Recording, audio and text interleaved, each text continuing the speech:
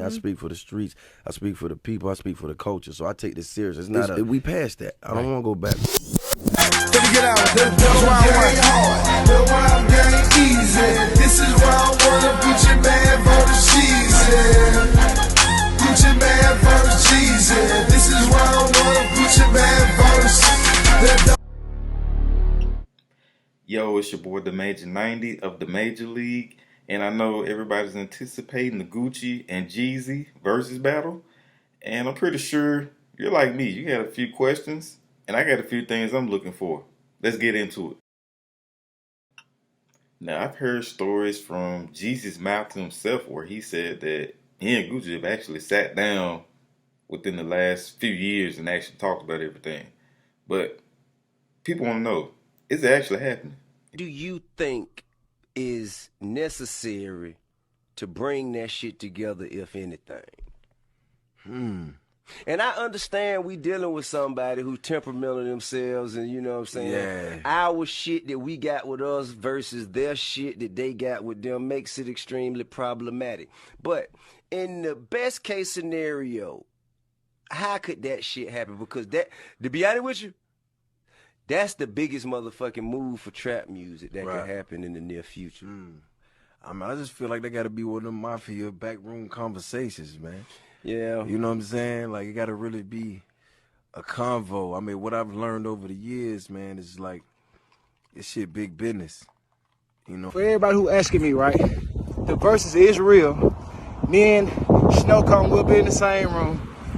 Gucci asked for a chicken. And we know one of his best mixtapes? Chicken Talk.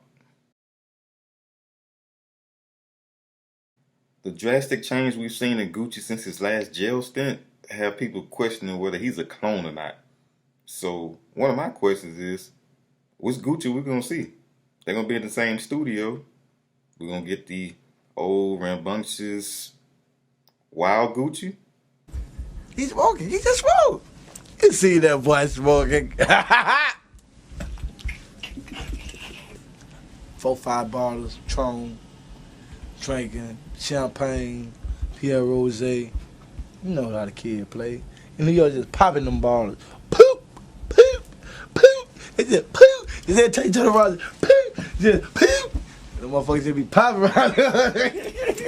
Boop. You just say, hey, I hit your head. You get hit in the head with a cork, boy.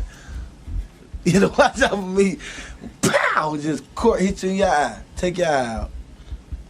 Or we're going to get the more mellow, vegan, mentally straight Gucci. So dealing with me on the lean, it was like, send them to the nurse. They told me what I do, drink water, and they told me to work out. They really prescribe what you need. Yeah. You know? Everybody got devices, even Jeezy. Jeezy like the smoke. Jeezy like the mix, arm and hammer with his coat. Jeezy seems to be one of the front runners of trying to get everything squashed and try to do it for the culture.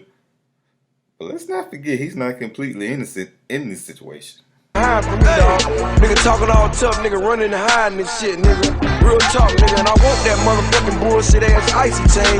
Cause you need to take that monkey shit off. You embarrassing us, nigga. Matter of fact, real talk, nigga. I got a bounty on that shit, nigga. 10 stacks, man. You know Jeezy paid, nigga. I know that shit ain't worth that much, nigga. I'ma turn it back in, nigga. Cause the nigga's embarrassing us, cuz. A lot of people say Jeezy went commercial and he fell off.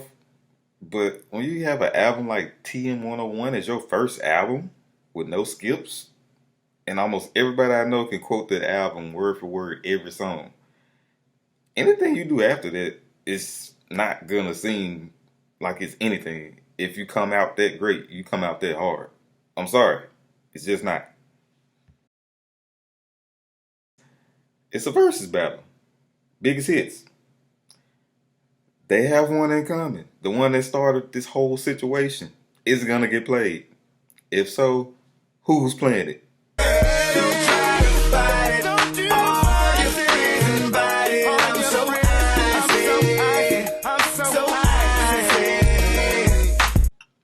Most of us 90s babies are really hype about seeing this battle. For me, most of my teenage years, I feel like I grew up with these guys. Not actually grew up about my brother's age, but I mean musically, their career. When they were building their careers, I was growing into a young man, and that was the soundtrack of my life at that point. I'm pretty sure a lot of you feel the same way. I hope y'all enjoy the preview. I'm excited to see it.